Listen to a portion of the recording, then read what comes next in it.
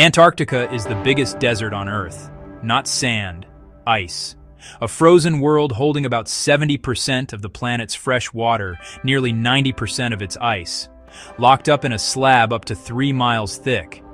It's colder than Mars on a bad day, winds rip faster than a highway speed limit, and there are valleys that haven't seen rain in 2 million years.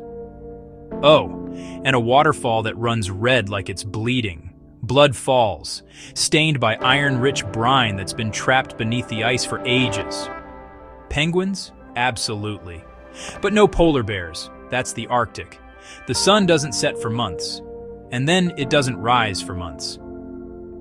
Beneath that ice, there are hidden lakes the size of small countries pitch black, where microbes live off minerals instead of sunlight.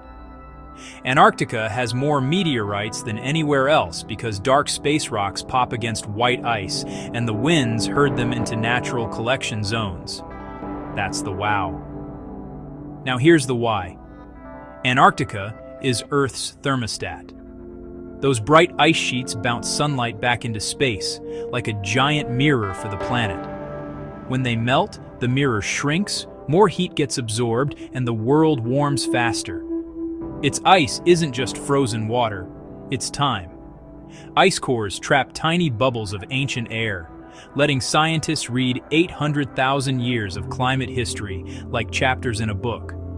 Volcanoes blew forests expanded. How fast carbon jumped after the Industrial Revolution. If the West Antarctic ice sheet tips into a collapse, sea levels could rise feet, not inches. That means more flooding for coastal cities, salt water creeping into farmland, and storms hitting harder. What happens at the bottom of the world decides what shorelines look like everywhere else. Antarctica's ocean, the Southern Ocean, is a superhighway for water and life.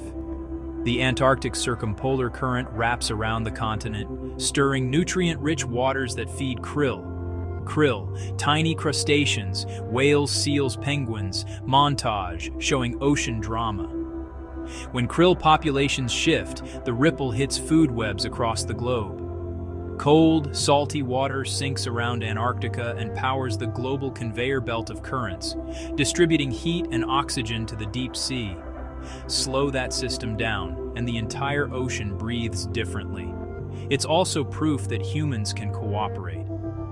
The Antarctic Treaty turned a whole continent into a science zone. No wars, no mines, no permanent homes. Just research stations where people from rival countries share data, drill ice cores, and argue about who gets the last cookie.